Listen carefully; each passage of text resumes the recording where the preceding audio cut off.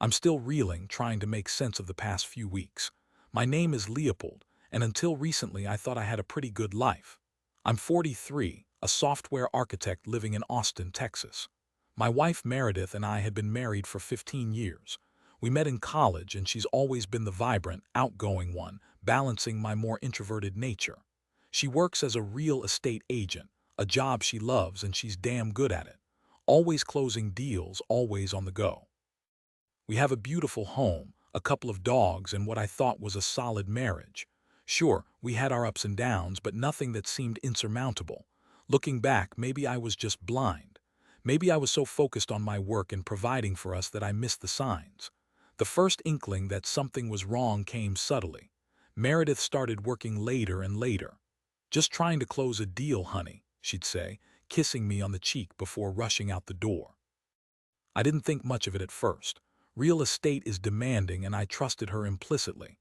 Then there were the phone calls, whispered conversations she'd have in another room, always hushed, always secretive.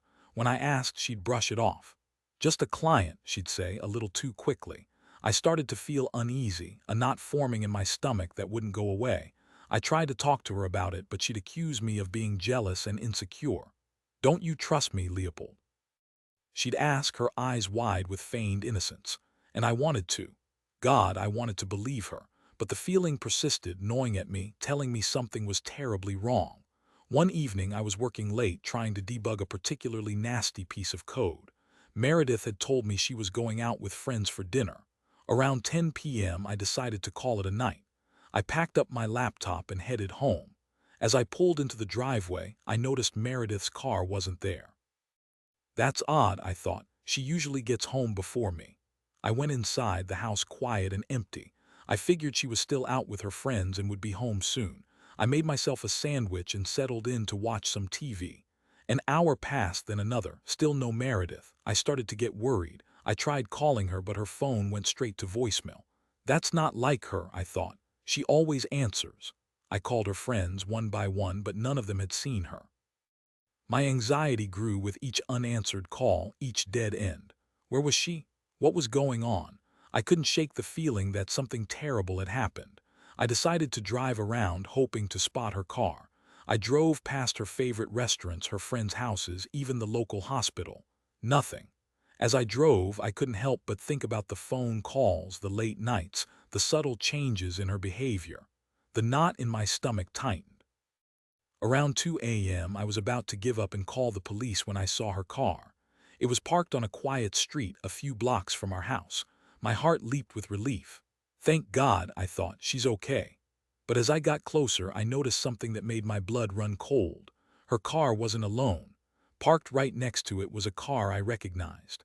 It belonged to Anselm, one of her colleagues. Anselm was a smooth-talking, handsome guy who always seemed a little too friendly with Meredith. I'd never liked him, but I'd always dismissed my feelings as jealousy. Now seeing his car parked next to hers at this hour, a wave of nausea washed over me. I parked my car a few houses down and got out, my hands shaking. I walked slowly towards Meredith's car, my heart pounding in my chest. As I got closer, I could hear voices. Soft, muffled voices coming from inside Anselm's car. I crept closer still, my breath catching in my throat. And then I saw them. Through the tinted windows, I could see Meredith and Anselm, locked in a passionate embrace. They were kissing, caressing each other, completely oblivious to the world around them. I stood there, frozen, unable to move, unable to breathe.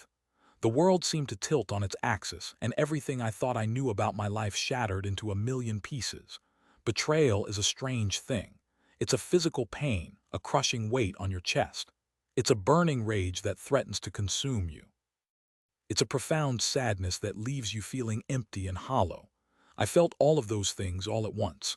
I wanted to scream, to lash out, to destroy everything in my path, but I couldn't. I just stood there watching as my world crumbled around me.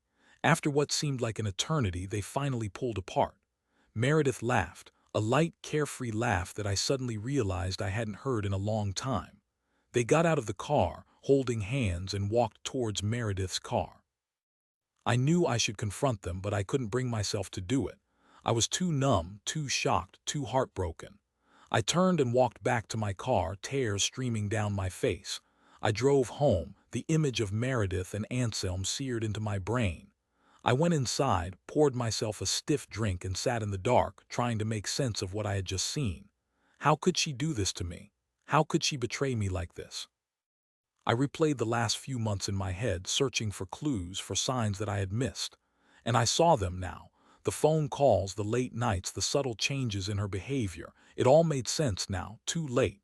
The next morning, Meredith came home as if nothing had happened.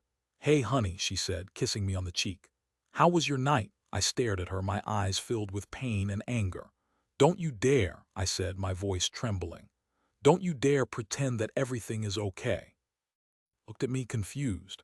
"What are you talking about, Leopold?" I took a deep breath and told her what I had seen. I told her about seeing her car, about seeing her with Anselm. As I spoke, I watched her face. Her eyes widened, her cheeks flushed, and she started to cry. "Leopold, I can explain," she said, her voice pleading. "It's not what you think."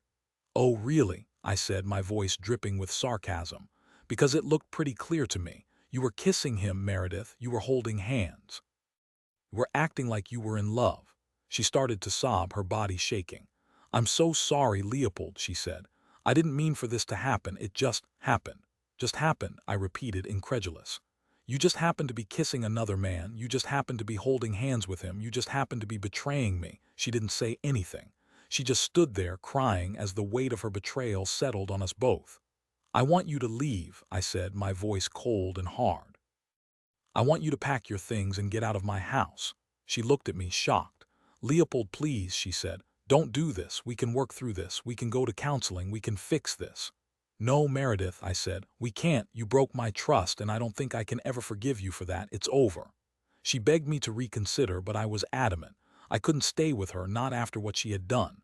She packed her things and left, her tears falling like rain. As she drove away, I felt a strange mix of emotions: relief, sadness, anger, and a deep, profound sense of loss. My life as I knew it was over. The next few weeks were a blur. I hired a lawyer and we started the process of getting a divorce. It was messy and painful, but I was determined to get through it. I couldn't let Meredith's betrayal destroy me. I threw myself into my work, spending long hours at the office, trying to forget about everything that had happened. My friends were supportive, but I felt alone. I couldn't talk to anyone about the pain I was feeling, the emptiness that had taken root in my soul. One day, my lawyer called me with some news. "Leopold," he said, "I think you should come down to the office. I have something to show you." I went to his office, not knowing what to expect. He led me into a conference room and handed me a file. "I want you to read this," he said. It was a report from a private investigator. I had hired him to look into Anselm's background, just to see if there was anything I could use in the divorce proceedings. What I found was shocking. Anselm wasn't just having an affair with Meredith. He was a serial cheater. He had been having affairs with multiple women, including several of his colleagues. And that's not all. He was also involved in some shady business dealings. He was using his position at the company to embezzle funds and defraud clients. I was stunned. Meredith had been sleeping with a con artist, a liar, and a thief. I felt a surge of anger, not just at Meredith but at Anselm. He had not only betrayed me, but he had also been using her. I decided to take action. I contacted the authorities and provided them with the information I had gathered. They launched an investigation, and it wasn't long before Anselm was arrested. He was charged with multiple counts of fraud and embezzlement. Meredith was devastated. She had no idea that Anselm was involved in anything illegal. She had been blinded by his charm and his lies. She came to me begging for forgiveness. "Leopold," she said, "I'm so sorry. I didn't know. I swear I didn't know." I looked at her and I saw the pain in her eyes. I knew she was telling the truth. She had been a fool, but she wasn't a bad person. I felt a flicker of sympathy for her, but I couldn't forgive her. "Not yet, anyway. I hope you find happiness, Meredith," I said. "But I can't be a part of it." She nodded, tears streaming down her face. "I understand," she said. "I deserve this." Anselm ended up serving several years in prison. Meredith lost her job and her reputation. She moved away, trying to start a new life. As for me, I'm still healing. The betrayal cut deep and it will take time to recover. But I'm determined to move on, to find happiness again. I've learned a valuable lesson. Trust is a precious thing, and it should never be taken for granted. Life has a funny way of working out. After the dust settled, I found myself drawn to a local charity that supports victims of fraud and abuse. I started volunteering, offering my tech skills to help them improve their systems and reach more people. It was there, amidst the shared stories of resilience and recovery, that I met Philbert. Philbert was a kind, intelligent woman who had also been through a difficult experience.